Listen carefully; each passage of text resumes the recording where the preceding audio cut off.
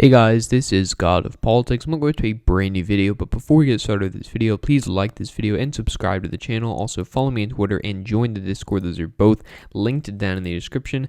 But in today's video, I will be doing a video talking about the Bellwether counties. Now, I made a video talking about how the Bellwether counties for the nation as a whole, how the presidential elections go, pretty much all died out except for Clallam County and was in Washington State, which has voted for the winner since 1980. But many of the counties that were bellwether counties like Valencia County, Vigo County, were pretty much all gone. But there are still some bellwether counties in the individual states that can tell how those states will go. And while, nothing's going to be 100% accurate, these can tell us a little bit about how the overall state is going to go. So I'm going to be looking at these 13 states here. Not all of them are, a county will determine how the state will go. It could be, a percentage in this county and a percentage in that county will determine how things will go. But let's get right into it. So first, I guess we can start off by talking about the state of Nevada. And in the state of Nevada,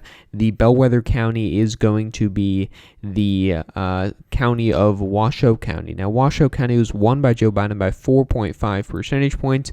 If we go back to 2016, we can see that this county was also won by Hillary Clinton, but she did get less than 50% of the vote here because of third parties, of course. In 2012, Obama also won this county. 2008, he won this county. But you go back to 2004, when George Bush won the state, he also won the county, Washoe County. Same thing in 2000. Going back to 1996, this is the first time that it does break. 1996 was the last time that Washoe County was not the bellwether, but things have changed since 1996, and you'll see that a lot of counties do break around that time. So 1996 is the last time that Washoe County was not correct, and Democrats can win the state of Nevada without Washoe County. Catherine Cortez Masto did it in 2016, but overall it is a pretty solid bellwether county. The next one I think will go over to Arizona, and now this is a very, very good bellwether county, Maricopa County, which was won by Joe Biden by 2.2 percentage points, and the state overall was won by him by exactly 0.3 percentage points. Now, I'm not going to go through the whole thing, but you can see here, of course, Joe Biden won with the Maricopa County, Donald Trump won with Maricopa County, same thing with Mitt Romney, same thing with John McCain, same thing with George Bush, and same thing with George Bush in 2000. But if you go back to 1996, this was the last time that Maricopa County was wrong. And the reason it was is because Bill Clinton did get pretty strong margins in the rural areas. In the rural areas that Republicans really did not net that much votes. So, while Bill Clinton narrowly lost Maricopa County, he was still able to win the state. But going back before that, before 1996, which is the last time that it broke, it's actually never been wrong other than 1996. And you can correct me if I'm wrong on that, but I believe that it is true that Maricopa County has always voted for the winner in the state of Arizona. Now, Arizona wasn't added to the union until quite late. It was actually 1912, the first election that they voted in. And every election from 1912 to 1996, Maricopa County determined how the state went. And I think that in the future, it's going to determine how the state goes as well, because Maricopa County by far is the largest county in the state. And it's one of only a few counties where Joe Biden actually got over 1 million votes. I believe the only other counties are LA County and Cook County. None of the other counties he actually got over 1 million votes in, but he did it in Maricopa County. And I think that it's going to become very, very important in the future. Now, I'll go over to Texas here. Now, Texas is not the best, state for determining bellwether counties because Texas has not gone blue since 1976. And if you look at the 1976 election in the state of Texas, the rural areas were much bluer, the urban areas were much redder. But what I would consider to be the bellwether county for the future is Denton County. Now, overall, Trump won the state of Texas by 5.6 percentage points, but he won Denton County by 8.1 percentage points. And this county did trend really blue. It trended 12 points to the left.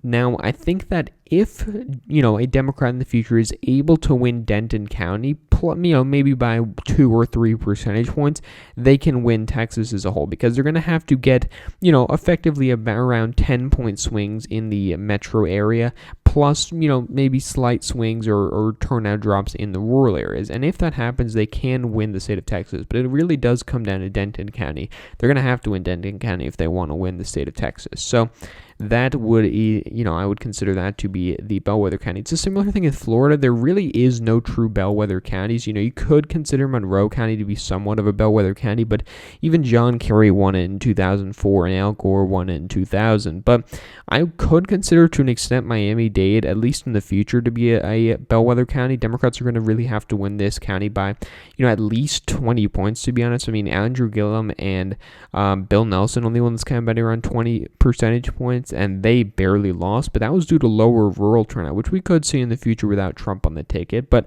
Democrats are going to have to hope that they can at least win Miami-Dade County by 20 points, which, of course, Joe Biden was not even close to in this election. Now, Georgia's the next state, and I don't really have a specific bellwether county here. Baldwin and Washington could be considered bellwethers to an extent, but even Obama won these counties in 2008 and 2012. Hillary Clinton won in 2016. So, you can't consider it the best bellwether counties. So really the best example I can give of a bellwether, area in Georgia is the Atlanta metro area. Democrats have to get, above 70% in Fulton, above 80% in DeKalb, probably approaching 60% in Gwinnett, approaching at 55% and, surpassing it in Cobb County. They're going to have to effectively get Biden's margins in the Atlanta metro area, which is, easier said than done, but Joe Biden did do it.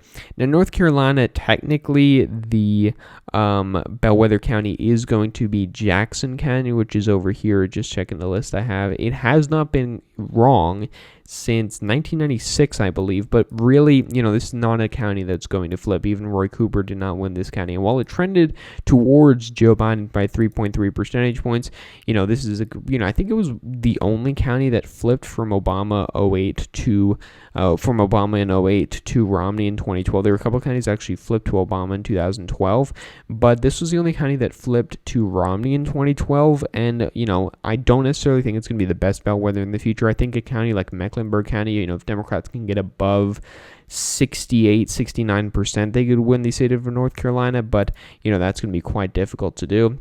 I guess we can go up into the Northeast here. New Hampshire is another state which has Sullivan County as a bellwether. Now, Sullivan County was actually wrong in 2016, and it was wrong in 2000, but going back before that, it was actually wrong the last time before that in 1936 when Alf Landon won the county, but FDR narrowly won the state. Now, I do consider it a bellwether, even though it was wrong twice in this century, because, Biden did flip 4 counties in the state of New Hampshire, and he won the state overall by 7 percentage points. And of the counties that he flipped, he won Stratford County by 15 percentage points, he won Carroll County by 1.5 percentage points, Rockingham County by 2.1 percentage points, and Hillsborough County by 8 percentage points approximately. Now, you could consider Hillsborough County a bellwether as well, but historically, it's been much more Republican because it is, kind of in the suburbs of the Boston area, and it's much more suburban overall. But, overall, I would consider Sullivan County to be more of a bellwether county because I think it's more indicative of, combined rural and suburban strength in the state of New Hampshire, sorry. And I think that, you could make an argument for both in the future. Maybe Hillsborough County is going to be more of a bellwether than Sullivan County, but at least for now, I'm going to say that Sullivan County is more of a bellwether. Now, the next state that I want to talk about is the state of Pennsylvania, and Pennsylvania has Northampton County, which has not been incorrect in predicting the winner of the state since 1948. 1948 was the year that Thomas Dewey won the state overall narrowly, but lost to Northampton County. Now, Northampton County did flip in 2020 from 2016. It trended 4.5% Democrat, Biden winning the state by winning the county by 0.7%, winning the state by 1.2% overall. And I think that this is pretty indicative of the state overall. It's a smaller county, got small towns near Allentown, some suburban areas, some rural areas, some exurban areas, I guess you could say. It has a combination of a lot of things, and I think that it will continue to be quite an interesting bellwether future. Of course, you could say Erie County is a bellwether as well. I think you can make the argument for both of these, but, looking at Northampton County, it's been correct since 1948. I'm not sure the last time that Erie County was wrong, but I'm sure that they're both generally quite accurate. Now, Ohio is going to be Ottawa County, which is over here, which is a county that is, Trump plus 23.4 percentage points. But the last time that it was wrong was 1940, and before that it was wrong in 1908. So overall, it's been pretty indicative of how the state is going to go overall. Obama won it both times. John Kerry lost it. Al Gore lost it. But Bill Clinton won it both times. You can go down the list. And it's generally been quite accurate. Now, the next county that we're going to talk about is Cedar County in Iowa. Now, Cedar County in Iowa was last wrong in 1944. Now, this was a county that went to Obama both times pretty easily, and then went to Donald Trump in 2016, also went to him in 2020. You can tell that both of these counties, these bellwether counties in these two states, did go quite easily to Donald Trump, and then that's pretty indicative of how I think these states are going to go in the future. Now, we've got 3 more states here. First is Minnesota. Now, Minnesota's not gone red since 1972, but I guess you could consider Hennepin County to an extent to be a bellwether county because it has been correct since 1960, but Republicans could win, of course would win. If they win Minnesota, they're not going to win Hennepin County, but if they can bring the margin for Democrats in Hennepin County, substantially lower, maybe, below 65%, maybe, then they could, then we could talk about them winning the state of Minnesota. But for now, I don't see that happening. Now, Wisconsin is Door County. Door County was last wrong in 2004, but I think that, just based off of the fact that there's not many other true bellwether counties, I think that Door County has been quite accurate for the last couple of elections, and I think that it'll probably continue to be as well.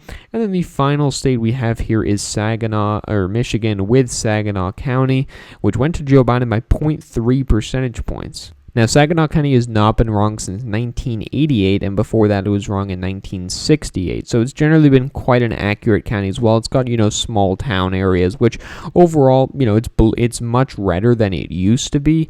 But that does not mean that Democrats can't keep winning it. Maybe in the future you could say Kent County is going to be more of a bellwether if Republicans can get, or I guess can revive their suburban strength. Maybe you could consider, a county, maybe like, depends on the Republican performance in Eaton County, maybe Muskegon County. We'll just have to end up seeing, because there's many different things that could happen that could change the nature of bellwether counties as a whole, because, the bellwether counties, we've had many of them go in 2016 and 2020, and we could see even more of these bellwether counties go. But, I think that this is a pretty solid list of bellwether counties, and I think that many of them will stay in the future, many of them will not, but we will just have to end up seeing. So thank you all for watching this video. Please like this video and subscribe to the channel. Also follow me on Twitter and join the Discord. Those are both linked down in the description. But again, guys, thank you all for watching this video, and I will see you guys later.